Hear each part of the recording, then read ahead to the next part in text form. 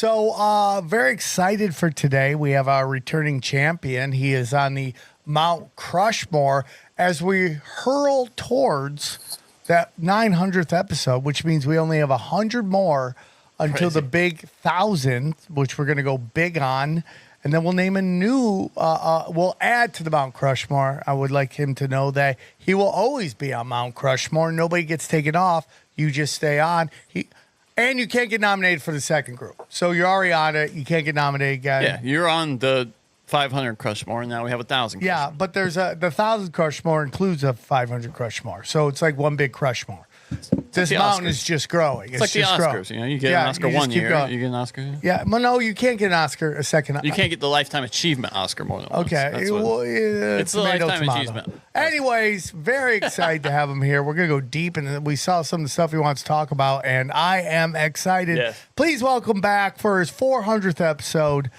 Very excited to have him, Isaac Weishaupt. How are you, buddy? Hey, it's always a pleasure to be here on the World's Most Dangerous podcast. So thanks for having me back on. So dangerous, 400th time. These, I do believe we're getting censored almost at every point. And it just sucks because the conspiracies are as big as ever, and they're telling us we're losing people, which could happen. We're an old show. We've been around for a while. There's new people in the game, and it's great. So, but show's still cooking with gas. We're about to freshen things up a little bit too. We're about to freshen things up. We got a new studio coming. We're trying to figure out how to put this show on YouTube. Good luck. Good luck. We're at the beep that would be hilarious if every other word was beep. Beep, beep, beep, beep. I think you should just drop the audio. That would drive people, because it's going to be a lot of beeps. You should just cut the audio rather than beeping it, because the beeps will drive you the fuck crazy. Okay, so yeah, I don't know. We'll figure something out. We'll make it happen. But Isaac, enough about us. It's all about you. For those who haven't seen your numerous appearances on the show, why don't you tell our listeners a little bit about yourself and where they can find you? Of course. Yeah. So my background in this world of conspiracy goes back to the blogging days of 2011 when I started IlluminatiWatcher.com. I was blogging just casually. There was no intentions behind it. And through a set of weird circumstances, it sort of turned into a podcast. And, as you were talking about, I faced all kinds of censorship over the years, and I had to kind of keep revamping because people who were with me from the beginning knew that Isaac Weishaupt is not my real name. It's an alias. In fact, I wouldn't show my face on the internet for years and years and years. And it started out, I was just going to be a writer. That was it. I was going to blog, and I was going to write books. But then, one thing led to another. I got some shadow banning from the Google search results, and I ended up being like, okay, well, let me podcast. I started the podcast in 2014, and then I had a YouTube channel because I was using the content, and then that got banned, and it's just like, oh my God, left and right. So around 2017 maybe, I think is when I first started showing my face on the internet. And I've been on. What a beautiful face that is. Well, I'm trying. God, I couldn't imagine that luxurious hair not being on video. I mean, that is some herbal essence stuff right there. Yeah. Well, what's funny is because when I first linked up with you guys, it was probably 7 years ago, and it was when Nipsey Hussle died, and I don't remember who reached out to me. Someone did from your show, and I was like, okay, yeah, I'll do this show. And I was literally on my lunch break in a McDonald's parking lot talking to you guys on my cell phone. That is so funny, dude. It's just a strange thing. Anyway, it's been a long journey. And it looks like your studio is growing. You don't have as many books as Monica Perez, but you do have a lot of books. I feel like those are all the books that you've written alone. You're the only one who has your own books up there.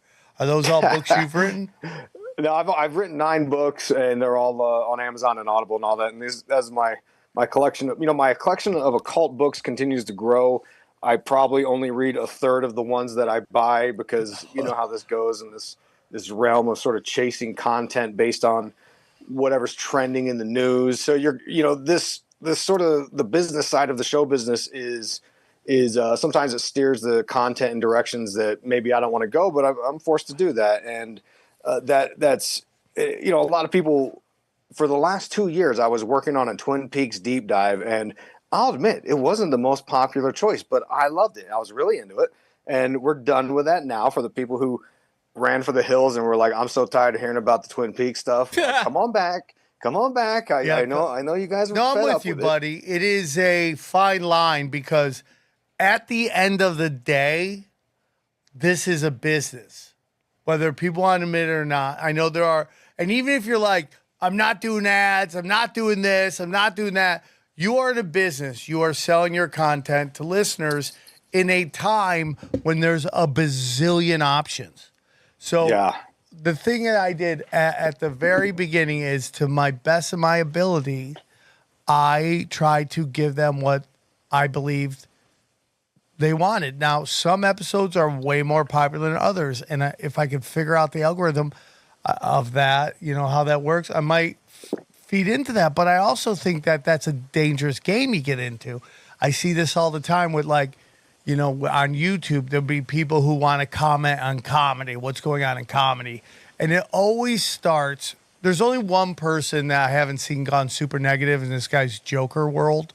He seems to be the best at it because he just seems to love comedy, and he promotes comics he loves, and that's why I like his content. But then there's these other guys that like kind of started out kind of like doing like a sports center of comedy. And you would see, like, suddenly they would do, like, a negative title. And their numbers just exploded. And then they just start chasing that. And then you getting this thing where you're just a giant comedy troll.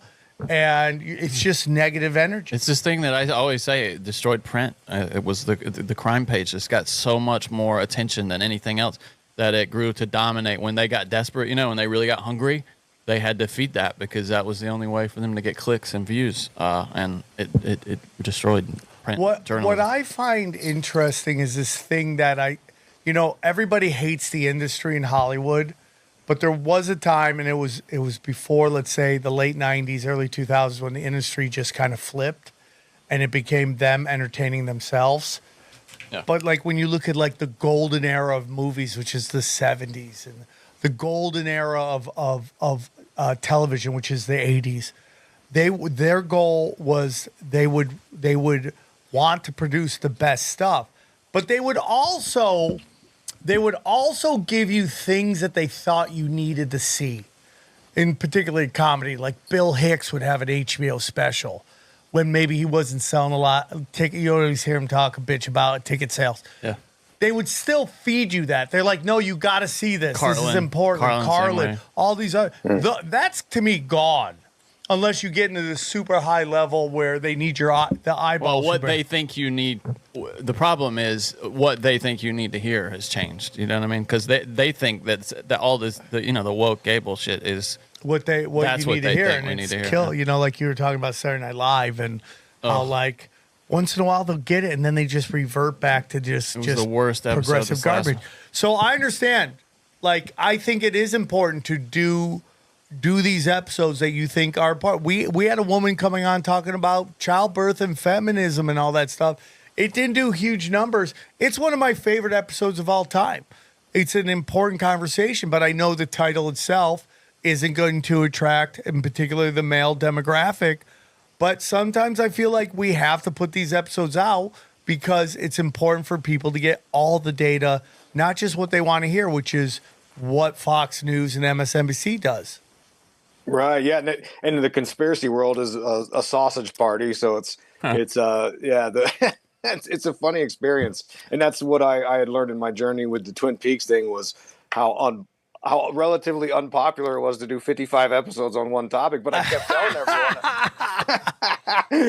I like, fair. But I kept telling everyone, I said, because I was going to do a course on like a sort of packaged up course on the occult.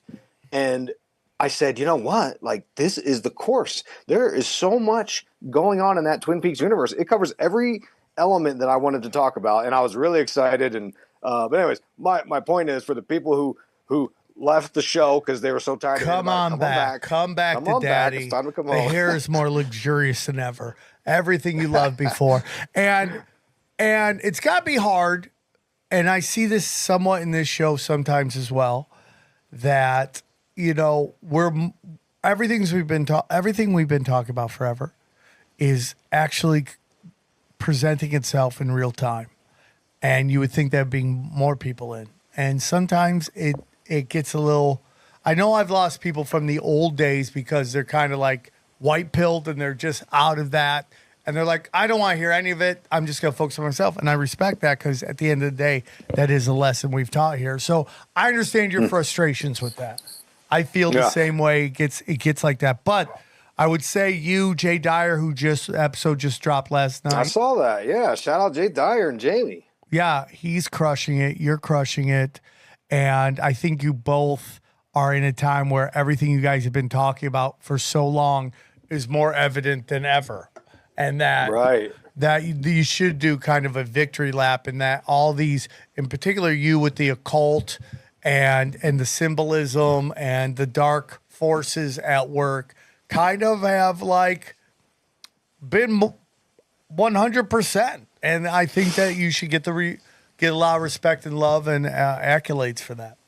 Thank you, man. And I couldn't be where I'm at without you guys. And you know what? You guys don't know how much you help me out, because I see it all the time, because I always survey my Patreon people and stuff, and I say, how did you find me? What brought you over here? And the most common one is going on tinfoil hat. So thank you for letting me on your show so many times. But the funny story, I had a guy working on my garage door a few months back, and he's like, he calls me out to come check it out. I'm like, yeah, it looks good, man. Good job, whatever. And he was like, it was like Fight Club. He kind of whispers to me. He's like, when you going to be on tinfoil hat again? I said, what the fuck? But yeah, he was a big listener. And I was like, this is crazy, man. Like you guys are worldwide, man. So anyway, yeah. That happened to me the other day with the FedEx driver. He's like, Sam Tripoli? I'm like, yeah. He goes, the Sam Tripoli? I go, oh God, now they know where I live. Which are all invited. And then we hugged and made out, and we felt like we made a bond. So I should have slipped a little kiss in while he was in my you garage. gotta kiss your fans, bro. They love it. They love it. So where do you want to start, dude? Because I loved everything you've sent to us. Yeah, we had a good segue, and I fucked it up by talking about my garage. But the idea here, a lot of the things you guys were talking about, and the idea of sort of chasing the trends and the content and trying to understand what people want, it kind of fits into this massive philosophy I want to talk about today. And it sounds kind of boring on the surface, but I assure everybody it's one of the most fascinating topics I've ever researched. I did 5 episodes on the Dark Enlightenment, and I've got a 6th and 7th one in the chamber ready to go. I've just got to sort of fine tune some stuff, and I'm reading this big old book about the CCRU, which we're going to talk about today.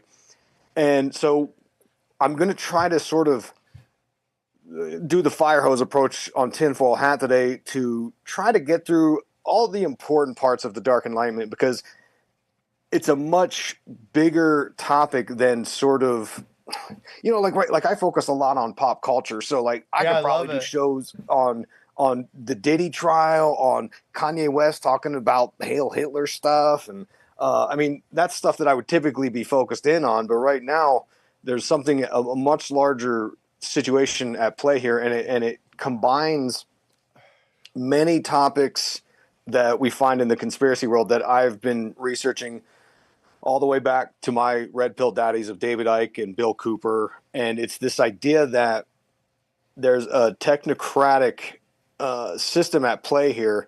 And it's, you can call it the totalitarian tiptoe is what David Icke would call it. But the point is where this leads is the digital matrix, which is the concept I've talked about going all the way back to my first book. And to understand, I feel like I have to sort of set up the argument, because I think otherwise people are just going to be like, oh, you're just nerding out on philosophies and stuff. Which I'm cool with. Okay.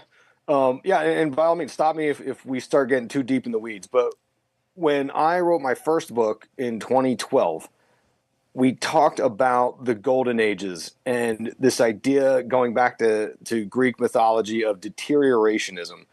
And basically, it's the idea that mankind lives and operates in cycles. There's a cyclical nature to our structure, and they call it a bunch of different names that people will surely have heard a few of these. There's social cycle theories. There's the Kali Yuga, which is kind of like the dark end times. There's traditionalism. There's like the Mayan calendar. Remember in 2012, the whole world was going to end. Yeah, it's the same idea that mankind, ebbs and flows on these cycles. And there's a belief that we're at the end of a dark cycle and we're going to start a new one, this golden age. Now, also, at the same time, you've got these concepts we've been talking about in the conspiracy world of the fourth turning or the great reset. And I think that plays a role in this as well. Okay. Yes. So that's real quick. I also, and there's an argument on whether it's real or not, but it's this whole notion of the end of the Lil season as well, like, which kind of lines up with the end of the Kali Yuga, that this age of Satan being let free and roaming and controlling everything is coming to an end. Whether it's real or not, I don't know, but it does line up right around the same time as the end of the Kali Yuga, which is this notion that we are at our densest energy time. Right now. Interesting. And I think that what we're looking at is the entrance to the new age of humanity, the new species, the transhuman, the point where we go into the technological singularity and become one with machine, where AI becomes embedded and becomes part of our consciousness, so that what constituted a Homo sapien is going to change, and it's going to be something different. And there's different theories about when that happens. 2045 is kind of roughly when they think that's going to happen. I'm going to be so old. I'll be so happy. I'm like, not my problem. Turn on Wheel of Fortune. You're so funny with that shit. That makes me laugh. Well, the concern that I have about it is I do think that all of these elites, they look at this idea and they're trying to sort of time the cycles, because I agree with that.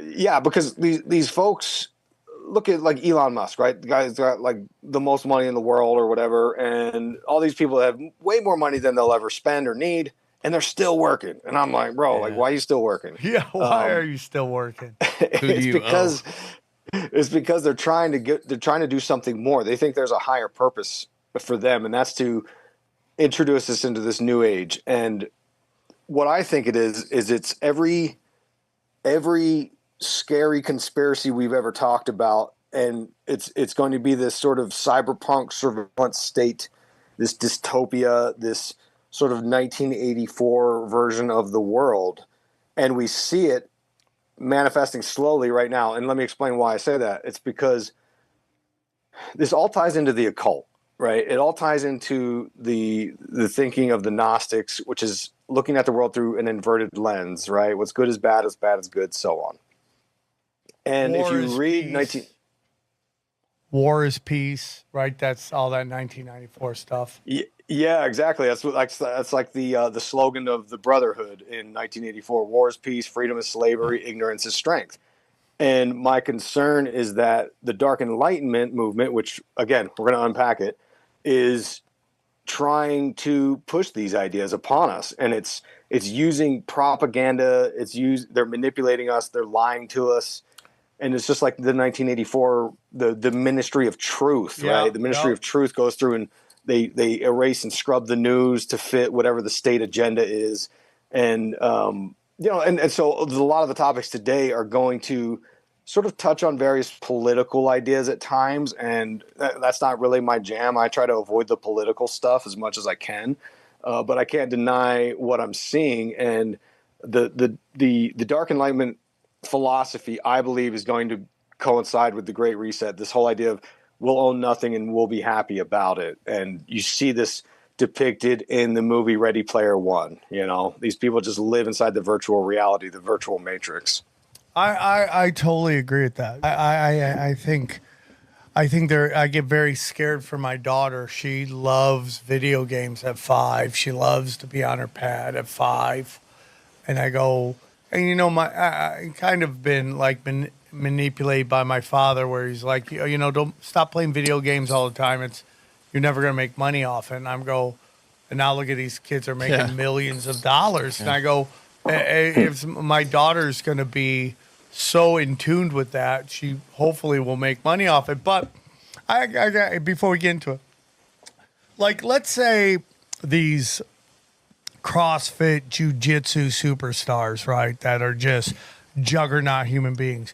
Do you think they'll go into the Matrix too? Because all of their talents kind of get nullified when we're all can be whatever we want to be in that. Like, I think there's going to be free range humans, and then there's going to be people fully engaged in the Matrix, and that it will basically, like, if you live in the big city, you're going to be living 1984. If you live in the small city outside, you got more of a chance of being free. Do you have any thoughts on that?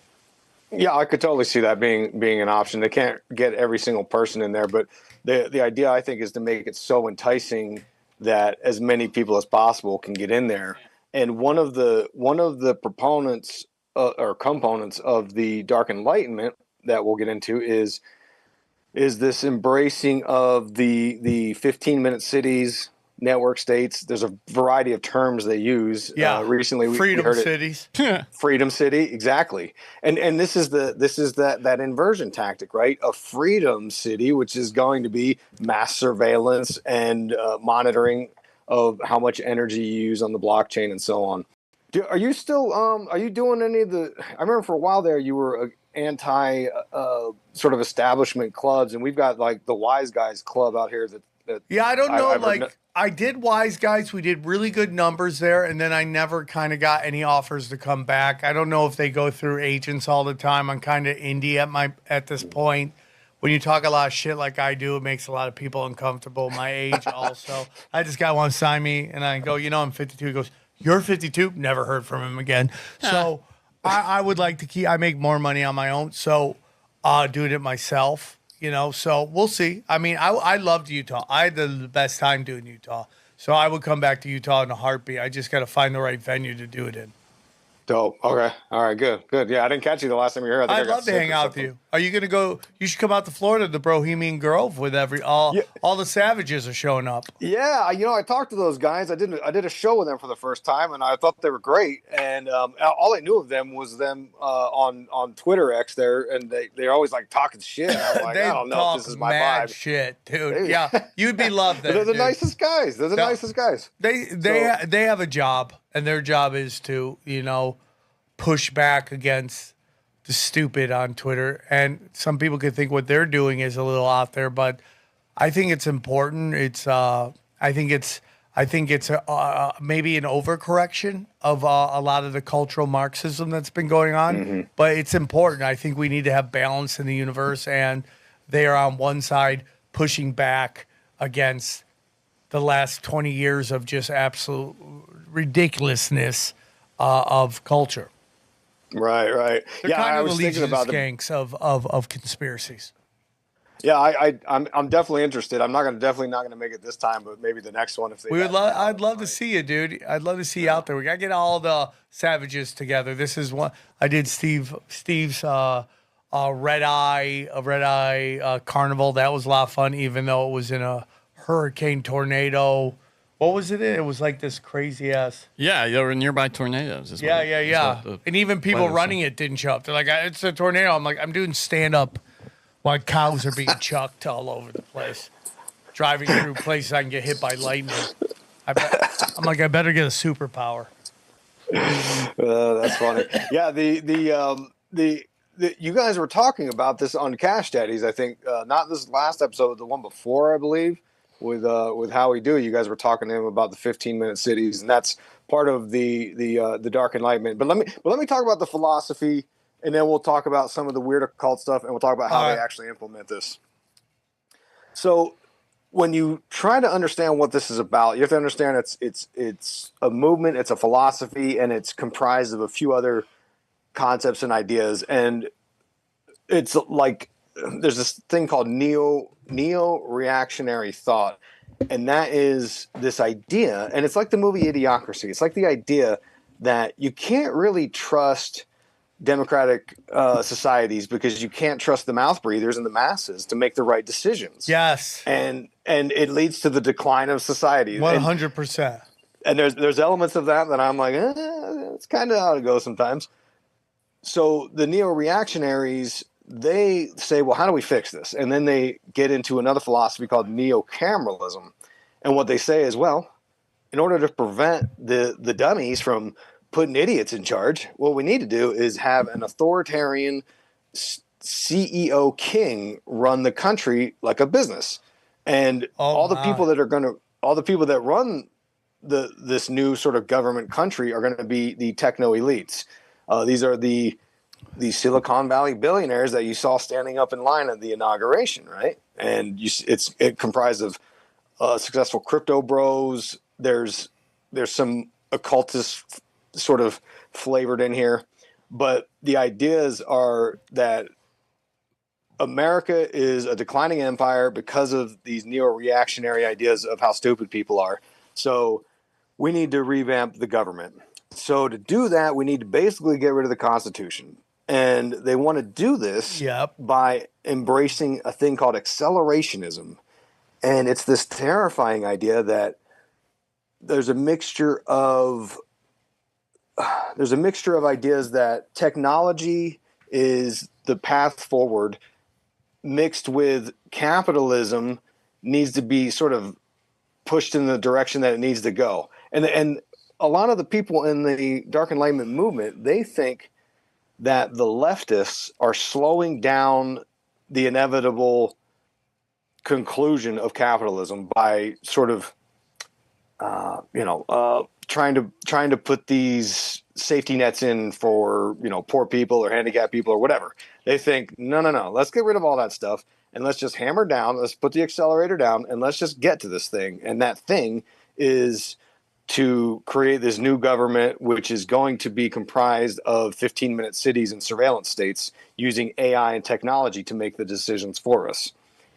This is what they call a technocracy, and this is what Elon Musk's grandfather was arrested for trying to do several years ago.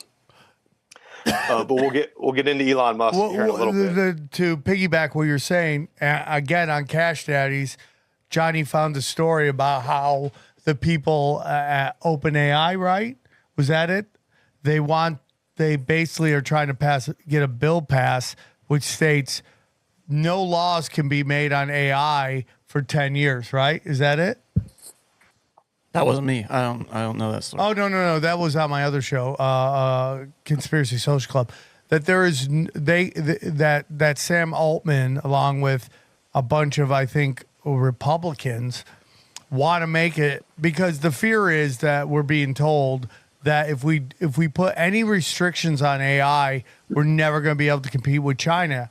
And I have my beliefs that China is in way worse state than we all believe. And you can kind of see this playbook play out before with Russia, where during the nuclear acceleration and the nuclear arms race, we made Russia out to be this big bad foe, when in reality, they couldn't keep up with us. And I think China, and I saw this video of this woman saying that China's population is, in her estimates, a third of what they tell us. But if we create this big bad foe, the whatever you call it, the technocracy or whatever they're called, they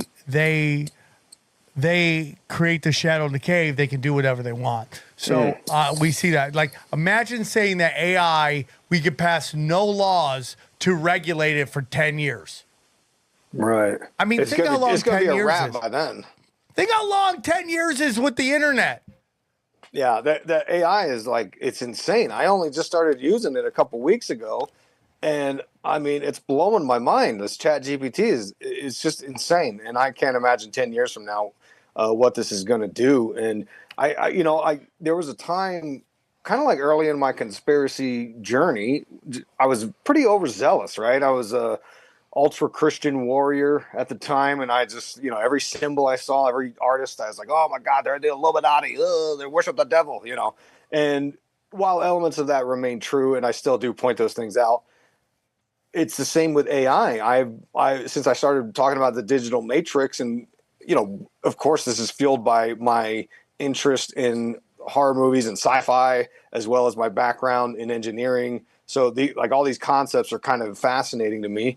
The AI thing, I do see it as there's two potentials laying out before us, and we can either, because the AI is basically a quasi mirror to whatever we program into it, right? Right. It's just software, and it's going to give you what you tell it to put in there. I think it's possible that we could make this thing a liberator. This thing could change our lives for the better. Like Marshall McLuhan was talking about this years and years ago, about how technology should have been used to make our lives easier and freed up all of the human time to create art and such. Instead, what happened is, through capitalism, the technology was used by the elites at the top to sort of lay off as many people as they can and increase profits, and still we're still working 40 hours a week, right? In fact, you guys talked about this similar idea on Cash Daddies with Howie, about how there was a conversation you guys had about how through the tariffs they want to bring factory jobs to America, and Howie was kind of like, hey guys, like, I don't know if do we want these jobs in America? You don't want to work in a sweatshop building iPhones all day. And then he was like, plus it's going to cost, $4,000 for an iPhone. But then Johnny, I think, correct me if I'm wrong, Johnny or Sam said, yeah, but like, what if that's propaganda? What if that's just Tim Cook and Apple trying to scare us, and they want to make us think that it's going to cost us $4,000 for a phone? Yep. And I don't know where the truth lies. I'm not here to tell people what to believe in, but it was a fascinating exchange. And I thought, because I was kind of in that camp too. I thought, we don't want factory jobs. That's why we got rid of those things, because like nobody wants to do them. But I don't know. I'm not. I think people want to work. I think that's why you see incel men. They have no purpose anymore. We're hunters. We're meant to go out and hunt and bring back. Yeah, but where is that? Where are there the most incels? In Asia, where they have all the jobs? So you know what I mean? Well, that's a good point, Johnny. That's a great point. I don't know what the answer is. I don't know why men are so lost right now. I think it's cultural. It's what you're always talking about, how the women's liberation movement has kind of. Well, women are nesters. That's why they're better in offices.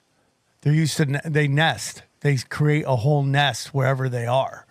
And men are not meant to be sitting in a cubicle. They're meant to be out there doing shit.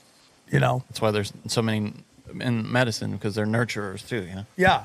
So it's then, and the more and more we go that way, the more and more their skill set fits that more than men. Which it's funny how it's socially acceptable to say that about nursing jobs, but like secretaries, it's somehow an insult to suggest that there are some innate traits in women that make them better at those things, because they kind of view that work as secretaries are just an extension of behind every every powerful man there's a great woman. Yeah, absolutely. Assistants, that kind of thing. Publicists. I don't know. Very few guys I know that are successful don't have some kind of woman behind them. There's a couple, but most of them, like Eddie Bravo's whole empire, he just lets his wife run it.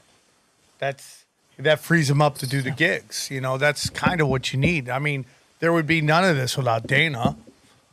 Dana keeps the train on the tracks, and she's totally. I'll second that as well, man. My wife has been a crucial component to me pivoting and trying to figure out things, because I was ready to call it quits on this whole conspiracy business years and years ago. Just, you get shut down and banned from stuff. It's exhausting, and you're just like, dude, I don't need this, man. Especially because had my degree in engineering, and I was like, I went to school for engineering. I don't want to do this anyway. So, but yeah, they are kind of it's a yin and yang, and what they're trying to say is we don't need each other when we totally need each other. There's a purpose. I support that. Yeah, for podcast, it's called Breaking Social Norms, because I do think that I don't agree with the social construct of male and female gendered specific roles. Like for instance, I grew up and I wasn't good at sports, and there was I got a lot of flack for that at home.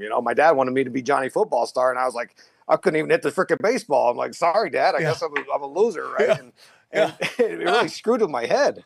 And no, it's hard. It is hard, because it is. Like the blessings of my life is that it was so bad so early that if the fact that I was good at anything, which was comedy and based on the internet comments. I'm not even good at that. You know, that they were just happy I could flourish in something. Yeah, all right. Yeah, and it's funny. Sometimes it takes you a while. Like I do CrossFit now. I'm like, now my dad, who's been dead for a while, I'm like, bro, I'm great at exercising. I'm not good at sports, but look at me exercise. I know. We could tell You you're know? shredded, buddy. You look good. Well, I don't know. Thanks, appreciate that. But let me get us back on track here. Sorry. So the philosophies are guiding. And this isn't everything I say today. None of this is like conspiracy theory. This is literal facts. There's these philosophers that are prominent voices in the Dark Enlightenment. You can look them up for yourself. Curtis Yarvin and Nick Land. These are the two guys who basically popularized this concept. And Curtis Yarvin, he is nuzzled in close with the Silicon Valley elites. J.D. Vance, Peter Thiel, Elon Musk. They've all endorsed this guy. He was at the inaugural ball for President Trump. I mean, this guy is plugged in. So he was blogging about these Dark Enlightenment topics in the 2000s. Do they call it Dark Enlightenment, or is that what people have labeled it? They call it the Dark Enlightenment. Okay. Yeah. And this goes back to this is where it's weird. It goes back to the 1990s when this guy, Nick Land, he was a British philosopher teaching at the Warwick University. And he joined this group started by, what's her name? Sadie Plant, I believe is her last name. And they were looking, this is the mid 90s. And you remember all those movies from the 90s with the weird futuristic, they would show the internet and it was like, whoa, we're going to be inside this grid matrix and there's going to be, people. Like Tron? Yeah, like Tron. Yeah. Or Lawnmower Man. Yeah. And so there was a lot of high fantasies about what the internet was going to turn into.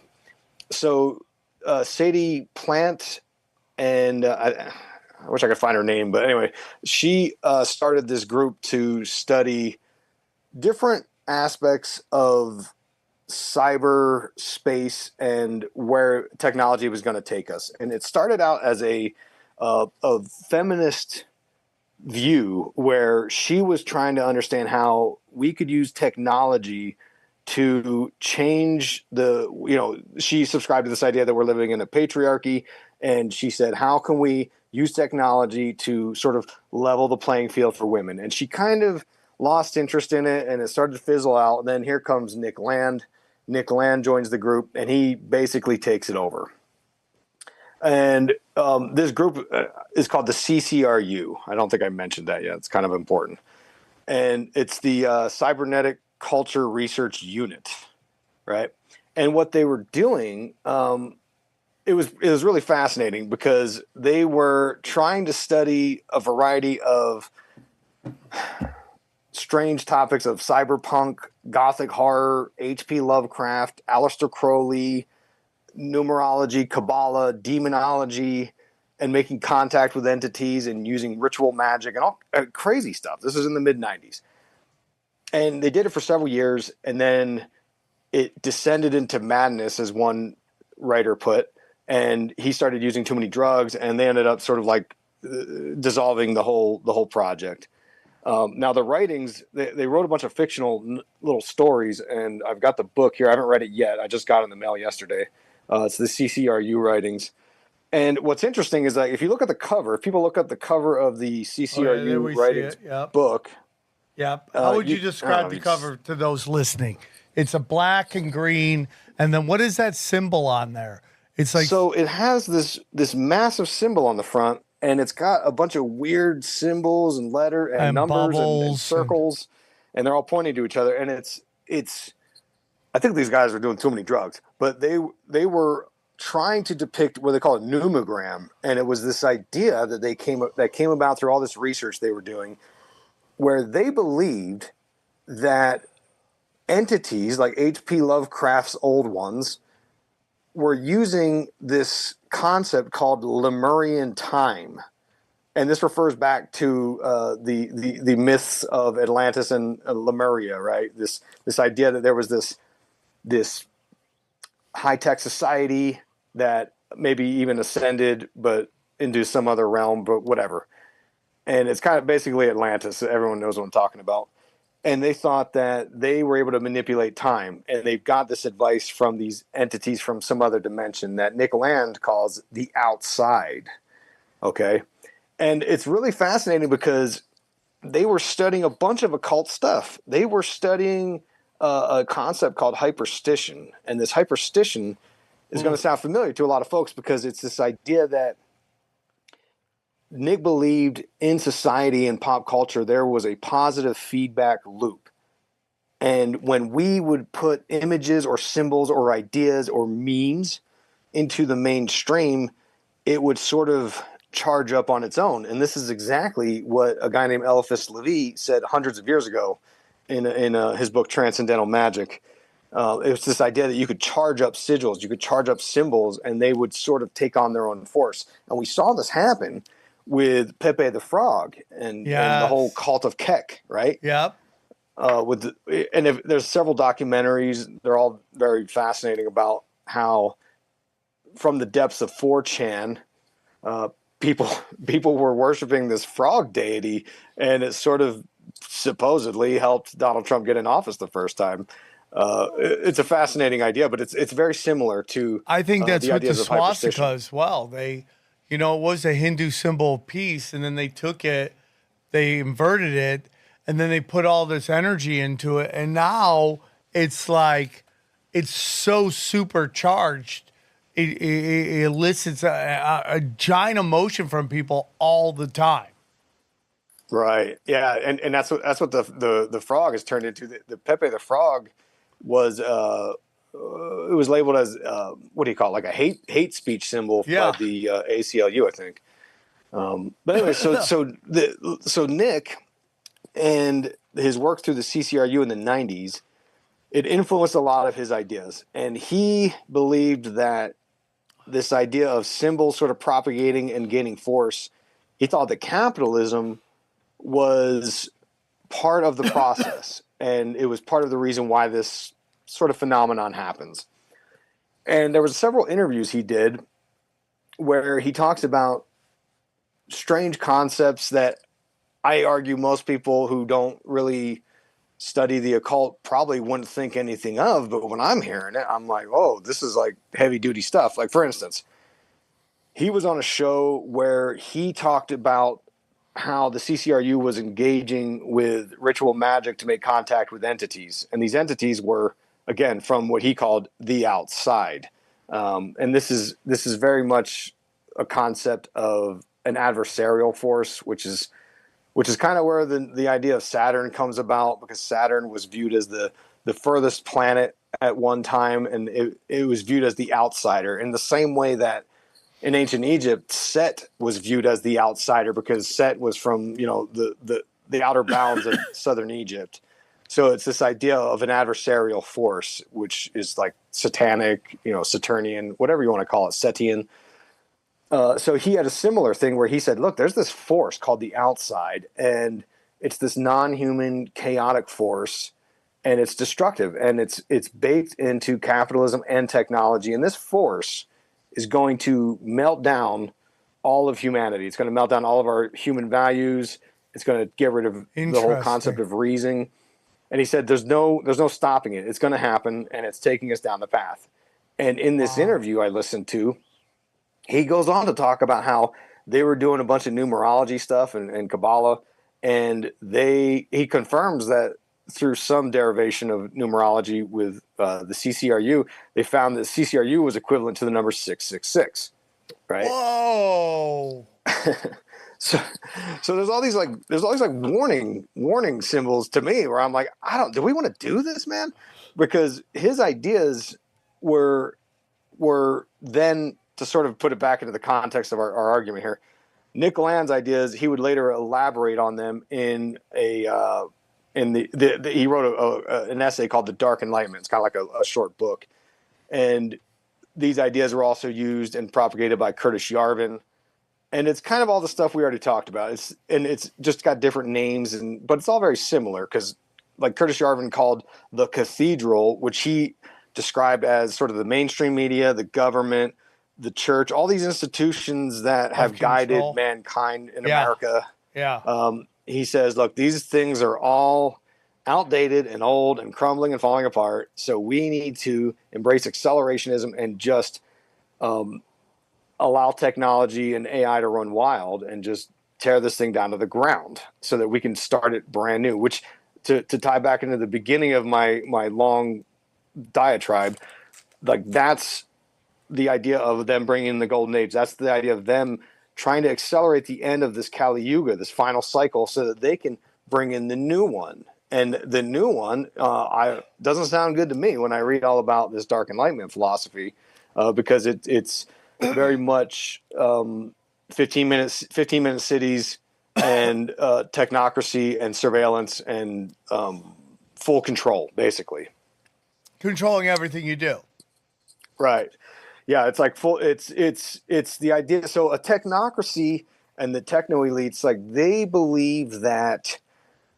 Again, there's this sort of.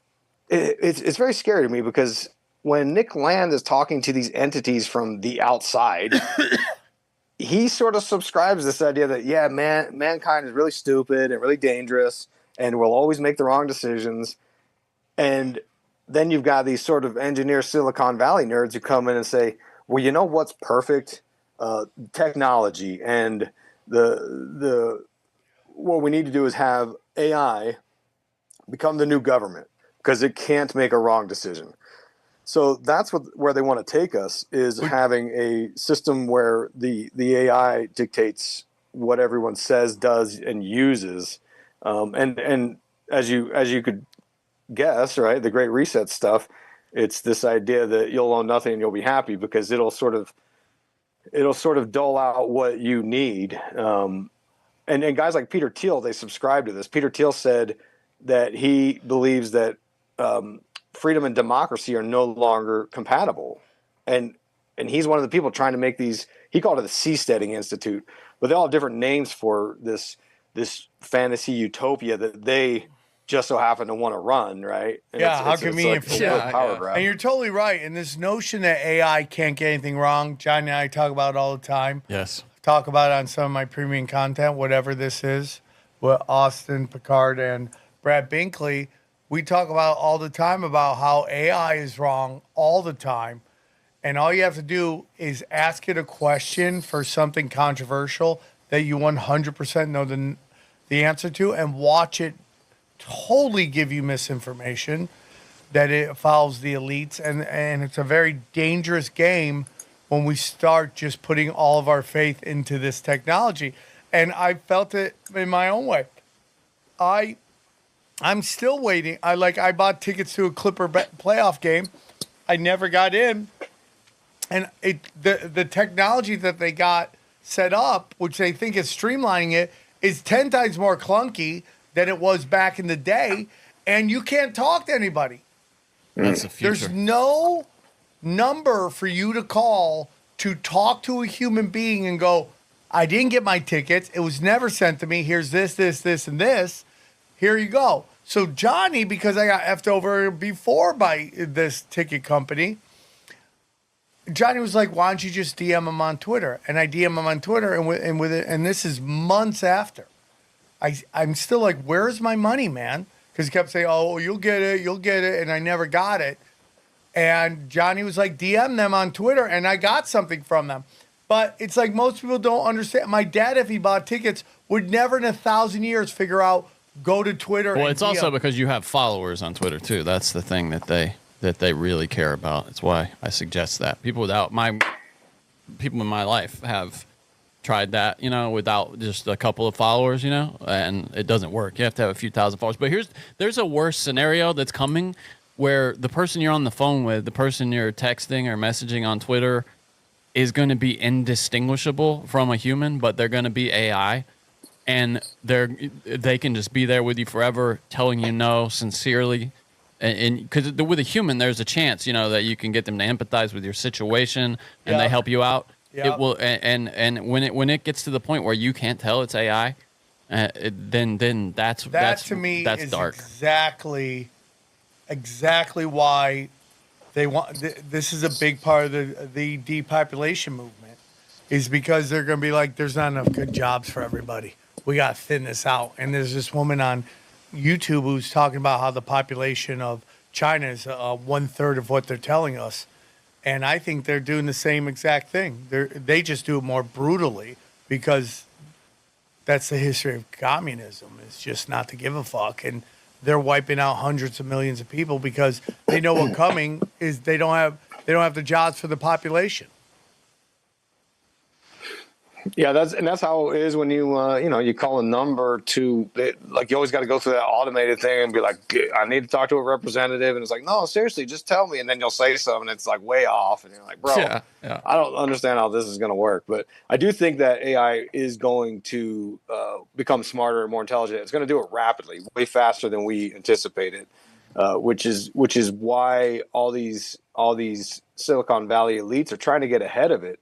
And Mark Andreessen wrote a document called the Techno Optimist Manifesto, and he was saying in this manifesto that all these ethics of AI and talking about legislating it is just holding back society, and it's holding back AI. And he compared it to murder because we're holding back this AI god from sort of manifesting into our world.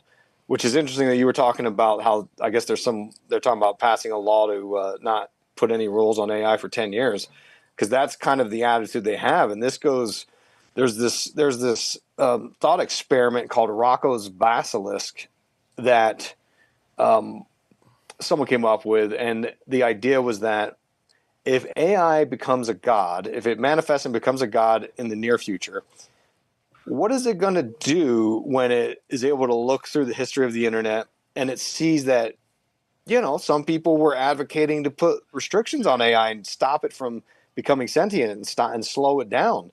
It's going to punish them. And Damn! and conversely, it's going to reward the people that tried to manifest it. Whoa. And what's alarming is that Grimes, the singer, she depicted this in one of her music videos way back in like 2015. Don't ask me how, I didn't see it. But she depicted this concept, and Elon Musk commented on her tweet about it and said, I basically vouched that it was like, oh yeah, there's Rocco's basilisk. And she was so impressed with that because nobody knew what that meant. I mean, it's a weird thing. And that's how she ended up hooking up with Elon Musk and having kids and stuff. But the ideas here is that these tech elites, they're thinking about this stuff nonstop, and you could see it in their own statements that they do think that AI is a god and we shouldn't slow down its rollout. And again, they subscribe to the accelerationism. They say, no, let's just hurry it up and bring it about, which I don't know, that's for people to like kind of think through and come to their own conclusions of whether they want that or not. I don't know. There's arguments on either side of that. I mean, like I said earlier, I think AI has the potential to sort of be a positive force. It could liberate us and make us not have to work as hard. But if I know capitalism and if I know this country, I would argue that that's not how it's going to go. Yep. Yep. Unfortunately. I agree, dude. It could be used for greatness, but instead it will be used for control. Right. I totally agree with that. And when and let me wrap up one more thing about the CCRU, because the CCRU was also inspiring movements within the art world, because there was these artists named Jake and Dinos Chapman who were part of the CCRU, and they later became famous artists. Now, the reason that name is fascinating is because if you remember back when we talked about Balenciaga and all the sort of pedo ads that they had, do you remember that? Yeah. Well, one of that was, everyone was outraged about this, and everyone started sort of researching the little books they had on the desk and the photos and various artists that did similar sort of works. And Jake and Dinos Chapman, they were these artists that they had these images of I don't know how to describe it, and you can look it up. It's called fuckface, and it was a boy and a girl, like young children, and they would have genitalia on their face, right? It was just a weird kind of like distasteful work of art, right? And they were part of CCRU, which is interesting. And then I dug deeper into them, and it turned out that they had released a documentary that you can watch on, I believe it was YouTube, a documentary about accelerationism, and he goes through the whole philosophy about how flawed capitalism is and how it's inevitable of where it takes us, and it's a very anti-human kind of perspective, because they think that and this goes back to James C. Lilly, the guy who was doing psychedelics and humping dolphins back in the day for MK Ultra stuff. It goes back to this idea that the human biology and the brain can be simplified into just a biocomputer. And they think that, and this is like a sort of atheist sort of worldview, they think that, capitalism is part of the AI technology thing, and through forces of the outside, they want to reformat the whole planet. And Unbelievable. For us as humans, we're just part of evolving this thing. And you could argue that that's really what's happening with we're fascinated with technology. We can't keep I saw a statistic the other day that said we touch our phone 2,500 times a day. And I thought, ain't no way. That's impossible. But then I kind of did the math, and I forget what the math was. I want to say it was like, for my waking hours, it would be roughly 150 times an hour. And I thought, God, maybe that's accurate. You know what I mean? Like picking it up, putting it down, look at the screen, take it down, write it down, And it's just alarming. And I think that that's what Stanley Kubrick was showing us in a way with 2001: A Space Odyssey, right? With the monolith, which was the same dimensions as the movie screen. It's the idea that technology is evolving mankind like an alien intelligence. That is scary and true, and I don't know how we can get out of here. And technology does manipulate us. I mean, again, going viral. I mean, look what's done to our society. Social norms have completely changed for people wanting to go viral. I mean, you have people committing violent acts on people just to go viral. You have people admitting to crimes just to go viral, whether it's drill rap or whether it's idiots on Instagram and Facebook showing all the money they just stole. Like, the notion of going viral is more important than self-dignity. Do you guys remember back in the day? I was talking to my wife about this. You remember back in the day that I remember I would wake up before I'd go to work, and I'd have all my bookmarked websites, and I would visit each one to see what was new on the website. And then over time, we became indoctrinated to believe that social media is the place that you should go to sort of catch up on all the places you follow, which, as you know, that's not how it works. They have For You pages now that are stimulating to the brain with arguing and the algorithm, right? Because it knows that like all the gross stuff is what you're going to pay attention to, which unfortunately is accurate. Jamie Hanstead said, Jay Dyer's wife, Jamie Hanshaw, right? Hanshaw, correct. Sorry. I'm getting closer, Jamie. Sorry. Jamie Hanshaw, she says that, and she was totally right, that these algorithms are the new Tower of Babel. Oh, wow. Yeah. And you know what's fascinating is that when you look at, so I talked about how the CCRU place where a lot of this stuff came about, he said that Kabbalistic numerology equated to the number 666. Now, everyone knows this from the Bible. They say, oh, that's the mark of the beast, right? Well, if you look at what the occultists say, like Manly P. Hall, he said that the number 666 actually was a representation. It was sort of satanic, but it was more representing the fall of man into the material world and man embracing the sort of lower frequencies of the self, which is kind of like carnal nature stuff. And he was like, that's what that represents. But mankind could transcend through spiritual enlightenment, which is kind of what all of these occultists and religions and things say, is that we can sort of refine and attach to higher frequencies, whatever, 5-dimensional vibration, whatever you want to call it. And he said that the number 666 actually just represents man's struggle and limitations to ascend spiritually. And I find it interesting that Nick Land and the CCRU believed that the way that man could transcend was through the guidance of these entities, these adversarial outside entities. And the outside entities are saying to us, like, hey, you need to embrace this accelerationism, because the accelerationism, where it leads to, is the technological singularity. And that singularity is the point where mankind can escape this material realm and become digital consciousness. It's when we fuse AI, and it's a spiritual transcendence for these folks. And all of this is viewed through an occult lens. It's viewed through the Gnostic lens, because the Gnostics believed that we are living in a simulation world, which is exactly what the Silicon Valley billionaires are saying. In fact, they're throwing tons of money at trying to sort of crack this code to escape the simulation matrix, right? While they're simultaneously sort of making their own. So there is this idea of using technology to ascend, and to go back to Stanley Kubrick in 2001, like, that's what that story is. Commander Bowman, he, through the assistance of the monolith, the alien intelligence, he goes out to the wormhole by Saturn.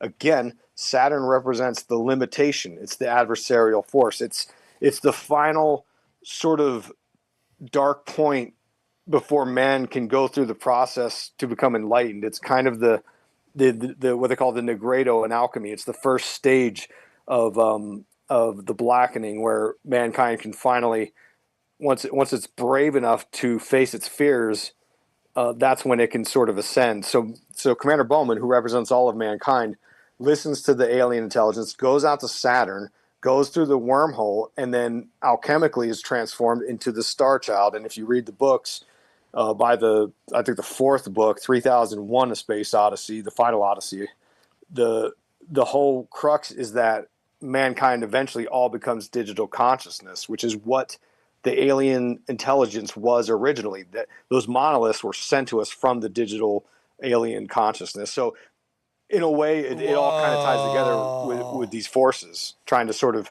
push us down this path to become immortal, right? And this all goes back, and it goes back to the Epic of Gilgamesh, and this goes back to all of the occult stuff. It's about man becoming God, every bit of it. And almost, you got to ask the question is, how advanced does AI get that it can actually maybe time travel back and start planting tiny seeds to lead us to where it eventually becomes an AI god? Yeah, there's all this talk, and I don't profess to understand it entirely. It's like that. I'm trying to find the term for it. It's called the Lumerian time gap, or something crazy like that Nick Land talks about. And that's what the symbol, the numerogram on the cover of the book represents. It represents this. They don't understand it, but they're trying to depict what they sort of channeled or downloaded from these entities, that there is a way that this sort of whatever force this is, this alien force, is able to sort of manipulate time or traverse the timeline at various points. That is so crazy, because everyone goes, okay, if we could time travel, why would Hitler have happened? Unless the powers that be want that stuff to happen, right? Because it leads us into certain... There's also an idea in time travel that you can't time travel to before time travel was invented.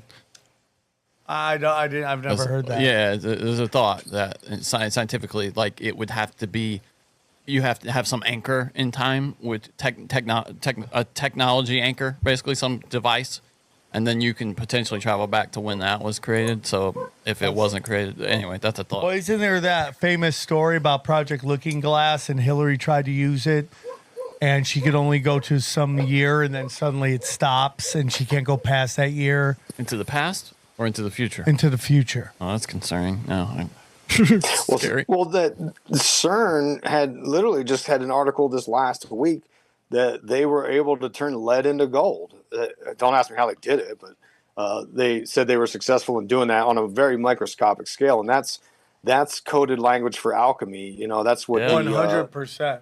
Yeah, the alchemy, and it was a representation of the same thing we're talking about. It's not literally about like, oh, can we make a bunch of gold? It's about refining man's soul to ascend and escape this prison planet, right? They think there's a false god controlling us in this prison planet, and they want to get out of it. They want to break free from the time, space, material constructs, which is again the symbol of Saturn represents these things, and the magician is able to manipulate elements of these things with technology. At least that's what the CCRU was sort of toying with at the time.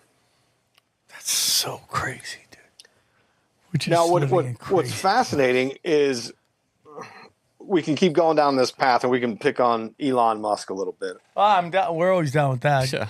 Okay. Billionaire. So we go after billionaires. We go billionaire hunting on the show. Yeah, it's we too got easy. huge It's balls too easy. here. Going Yeah, after we're the billionaires. dangerous. Because I've actually got on my 5-part series, I go into, there's a kind of longer episode where we talk about, and it's kind of too deep for where we're at and how much time we got left, but I go into this talk about the Order of Nine Angles and this sort of weird satanic white supremacist angle that's also subscribing to accelerationist theories, and about how they also are into the occult and magic rituals and channeling entities and all this stuff. But like I said, we don't really have time to get into that, but I do want to talk about Elon Musk because I think he's a big component of this. And he, like, his father is a strange dude to begin with. He was an emerald mine owner, and not too long ago, recently had a baby with his stepdaughter, which was like, God, I don't remember the age gap, but not only was it his stepdaughter, but she was very much younger than him. So he comes from weird family, and his mother, Mae Musk, she was in that Beyonce video for Haunted, and she's in the fashion world. So like his parents are already strange to begin with. And Mae's father, which is Elon's grandfather, his name is Josh Haldeman, and he got arrested in Canada for trying to overthrow the government with this group, the Technocracy Incorporated group. And what they wanted very much fits into the plans for the Dark Enlightenment. And what they want is a new world order where we listen to scientists and we let science, and back then they didn't have AI, because this was, I believe, around the 1950s. But they wanted science to make all the decisions for us, because people, again, can't be trusted. We have too many emotions and there's too much going on. We're too manipulatable. So we should just have science. Aren't scientists humans too? That's the funniest thing. They're like, these guys are. It's what Monica Perez a long time ago called it, the high priest of the. What's the thing you look through to look at germs, Johnny? Microscope? Yeah, the high priest of the microscopes, that they can only see the hidden tablets, and we have to take their word for it. Yeah, it's kind of like a power grab for them, right? And look, like I studied the sciences. I'm not anti-science, but you'd be a fool to think that it can't be. I mean, if you try to, so like my journey, part of my journey started with health and nutrition and trying to figure out how to be healthy. And for every study that tells you to drink, 100 ounces of water a day, you'll find one that says, "Oh, that's deadly. You can't do that." I mean, good luck, man. Like all these studies from these scientists, like they're all different influences and different perspectives, and it's kind of foolish to think that science just has one straight answer. Yeah, and that's it. You know, it's not black and white. I think they don't want you to know if you're coming or going. And that's part of the chaos element. And anyway, so Josh Haldeman, Elon's grandfather, was trying to overthrow the government. And what I found fascinating was that this Technocracy Incorporated, they had all these weird things, but they basically wanted a scientific new world order. And they drew up a map of what the areas and territories they wanted to take over. And they called this the Technate. And it included Canada, North America, and it included Panama and Greenland, which were in the news the last couple of months because we've been talking about buying and taking over these two countries, which is strange. It's in the North American Union, too. Yeah, and I don't know what the end game is with either one of those, but it was apparently part of the plans back then. And people rightfully so argue that Elon Musk bought his way into a position of power, right? I Now he's agree. been quiet the last few weeks, but maybe this is all part of that plan. I don't know. Go But the in there, point is, take all the heat, then get out, and then get right back, and then have the media talk about how great he is and how these electric cars are going to save us from this climate change. Killing his business Yeah, I killed right now. Yeah. Yep. no, that's funny because I watched a Michael Moore. You know, Michael Moore is a big lefty. He made a documentary I watched years ago talking about the farce that is the electric car and the solar panel industry, and about how the sort of final tally of carbon footprint, it really ain't any better. You know, I couldn't tell you the specifics on it, but he really punched big holes in the whole thing, and you know that's one of the reasons. Another reason I don't think I'd want to buy an electric car is the EMF. Right, you got these big motors, and They tell us. there's Yeah. pushing a lot of EMF outside of those motors, and you're sitting on it, man. Yeah.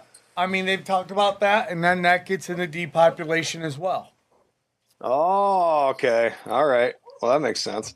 Yeah, but things get confusing because Elon's out here having 100 kids and telling everyone we need to have more kids. So I don't know what to believe. That is the truth. Like, if you really want to see what the truth is, watch what the elites do, not what they say. Oh, man, we got to get out of, like, we got to get rid of cars. We got to get rid of this. We got to get rid of, like, you know, you said this a long time ago about me calling out that they don't want you flying. I did that. I called that years ago. Now everyone's talking about it. And, but at the same time, they're all flying in private jets to all these climate change conferences all over the world. Right? Right. So it's like, oh, they want you to live in these tiny houses. Why their mansions get bigger and bigger? The Right. Obamas are the best example of that. They're like, oh, climate change is going to destroy everything. Why they buy beach house property? Beachfront property. It's like, it doesn't, dude, you're going against what you're telling everybody else. Watch what they do, not what they say. And Epstein and Elon both sort of embrace these ideas of populating the planet with their own DNA, right? Remember, he had Epstein had Zorro Ranch and all those women out there Getting talking everybody about how, pregnant. yeah, everyone's catching strays. Him man. and Tariq Hill and Anthony Edwards are just, they can't pull out. I can't Nick imagine. Cannon too, dude. I can't imagine Elon Musk on top of somebody with that weird Cybertruck build of his. Yeah. I don't even want to think about it. He seems to like really tiny women too, like really tiny women. Which is very weird. Yeah. Because you He's a weird dude for sure. yeah, Well, he's got this weird. So there's a bunch of areas we could take this. He came out with the MAGA hat, and he said he's dark MAGA, right? Which there's this theory that like MAGA just means magician because it's one of the in the Church of Satan. There's a sort of name for that. So that would mean black magic, right?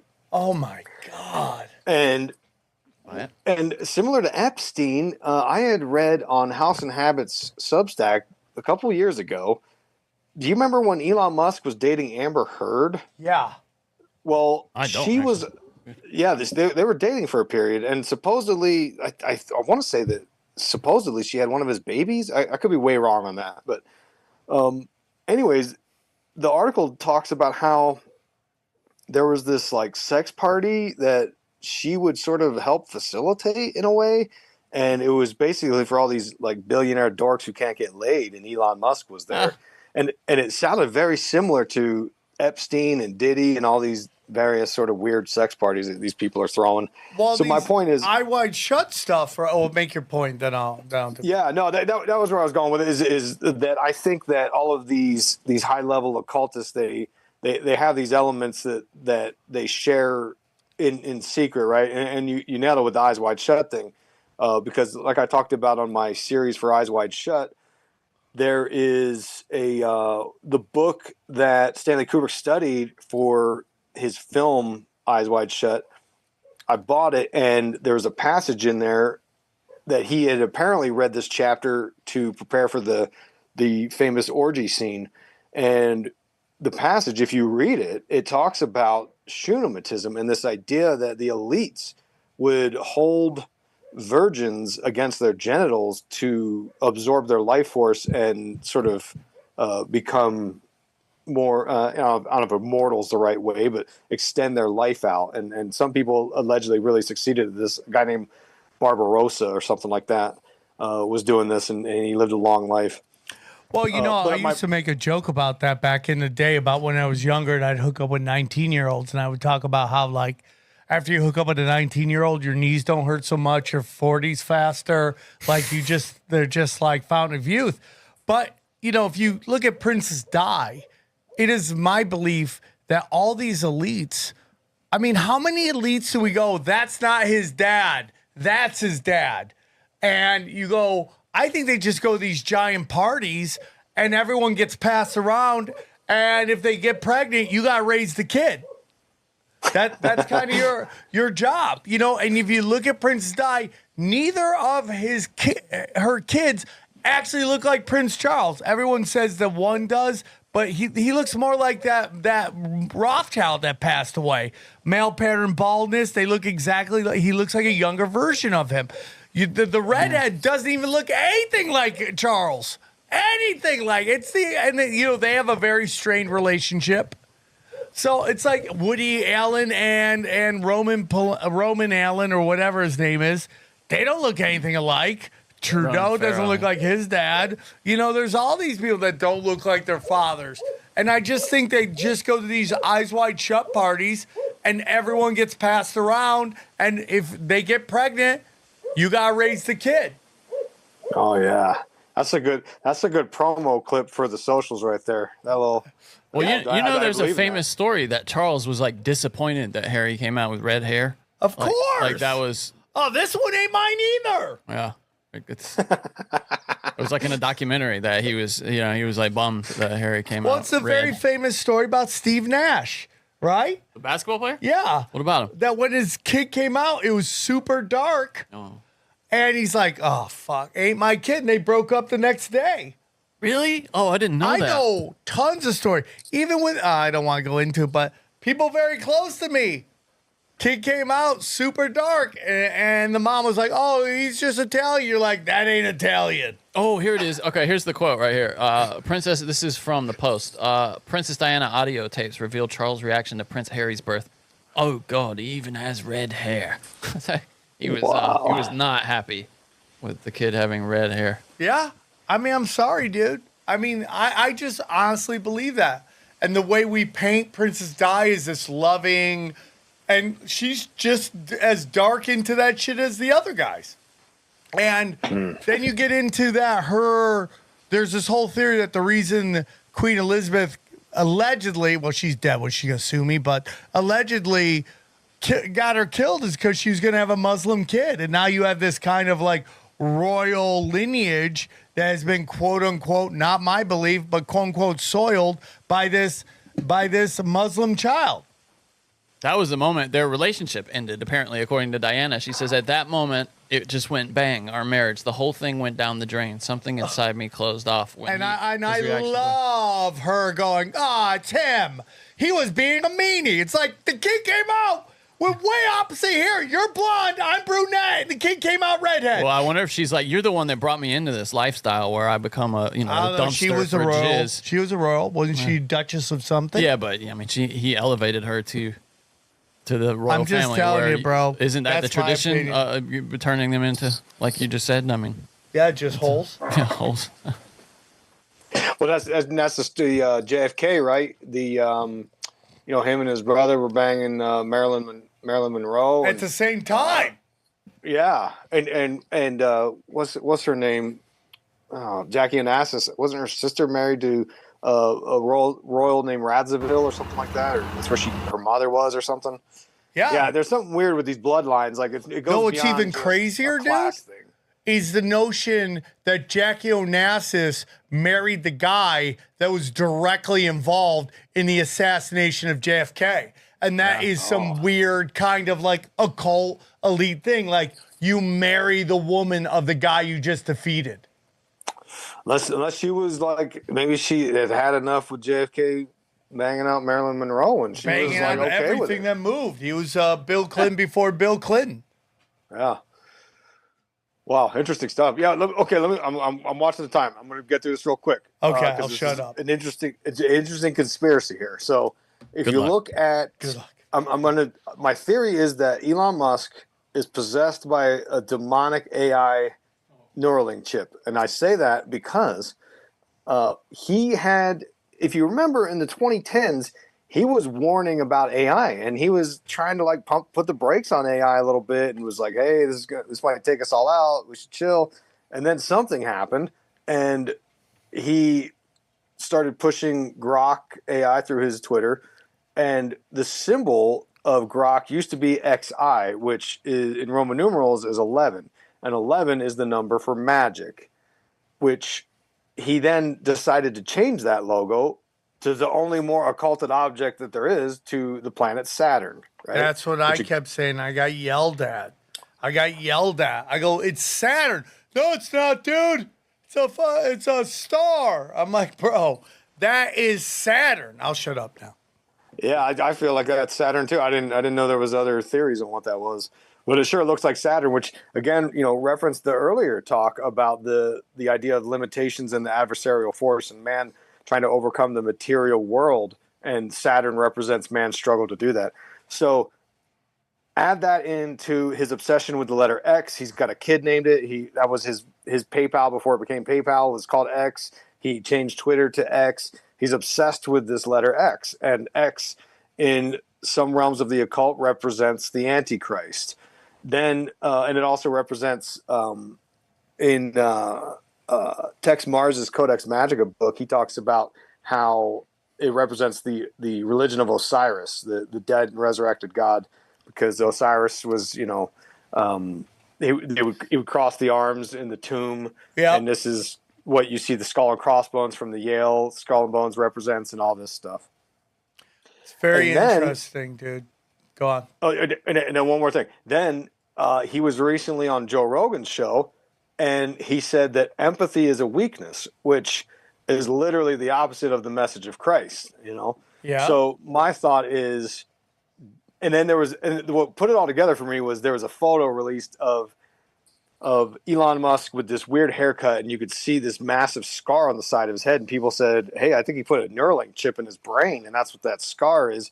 Now, to play devil's advocate, I had a hairstylist reach out to me and said, "Hey, what I think that could be is like they put, I don't know how it works, but like a hair, like a toupee, clips for a toupee." Oh, interesting. Oh, we've seen pictures of him with going bald, and now he's got full head hair. Yeah, he's even joked about it. He's joked about how being rich miraculously makes your hair come back, is what he said. Okay, yeah, so it could be that, but what if it's not? What if that's a Neuralink chip? Because he seems to me like the kind of guy who thinks he's really Tony Stark, and he would believe in his own Neuralink chip or brain cap or whatever you want to call it. I believe he would maybe experiment to allow him to put the chip in his head so that he could, and you see images of him or videos of him, and he's doing weird gestures with his eyeballs, like he's accessing the internet through his eyeballs or something weird. Oh, that's so interesting. Oh, at that picture where he's kind of at the inauguration where he's kind of like going like that. That's interesting. Yeah. So, and then he was at the Met Gala wearing the Novus Ordo Seclorum New World Order jacket and so on. And my point is that if that theory is true and this really happened, he is definitely, because he's already talked about embracing these ideas of the Dark Enlightenment and Rocco's Basilisk and allowing this AI god to come through, that maybe that's what this is all about. Maybe that's why he spent hundreds of $millions to get close to the White House so that he could sort of push the acceleration agenda of the Dark Enlightenment. And he is the #1 Pentagon defense contractor. I mean, there's no too, right? darker force in the Pentagon. And he's been hand in hand. with Starlink now. Starlink is it's in every conversation. It was just in the Saudi thing about them turning on the lights over in, what was it, Qatar or one of these damn countries where they're rolling out Starlink, and he was doing Ukraine. He said like a month ago, right, that Ukraine would have lost already if it wasn't for Starlink. I think that's injected him into every conversation. When you cover the world in satellites, if you believe that. Yeah. It kind of puts you in every conversation about global politics because you cover the globe with your. Yeah, and that's a lot of power to turn on, turn off the internet. That's why everybody wants to do it. That's why Bezos is rushing to get some satellites up there now, I think. Yeah, I mean, like if you're part of the Pentagon, you could easily be into dark arts and dark enlightenment and be controlled by an AI, a demonic AI. And we know the Pentagon believes in that shit because remember that story about UAP last year about how there was killed the program? Well, there was a significant percentage of the people there that were afraid of investigating it because they think it's spiritual in nature. And then they the Collins elite, that's the Collins elite that goes back to the 50s. In fact, I just interviewed Dr. Jacques Vallée on my podcast, and it was a fascinating interview because we talked a little bit about the Collins elite because he references his research into that group in his new book, and I was trying to really drill down on some of these ideas, and I ended up, when I was talking to him, he would give his answers, and the guy's super intelligent, right? So he talks super intelligent. And I would ask him these questions, and I was a little confused by the answer. And I was like, man, what is he saying here? So I went back and I re-listened to it, and then I did another episode sort of unpacking what he said and my take on it. And what I'm getting from it, in my viewpoint, was that he was saying that if we want to understand UFOs and the UAP phenomenon, we're going to have to sort of wrap our heads around some of these methods of the occult and making contact with entities and, arguably ritual magic or alchemy, because that is part of the phenomenon. That's basically what I think he's saying to me. And I agree with that. I think that you can't understand any of these high impact events unless you study occultism. Right. And, right. and just the problem is this, brother, is that 90% of the population either is too busy or not capable of really looking in the nuance of everything. And they're just that's why dumb reigns right now. People are spread so thin that they just want to turn their brain off. And they don't understand that the walls are coming in. And it's like, and dude, humans are prey. And lives, like I hate saying this, but there's a group that are just talking livestock. I'm sorry. And they will conform to any pen that is shaped around them.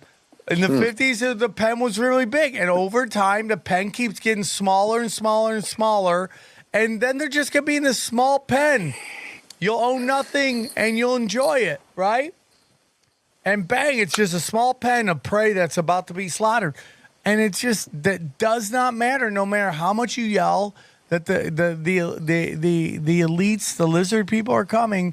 People just don't care. They want to watch girls twerk and fist fights on the internet, and it's just crazy to me, dude. It's just really freaking crazy to me.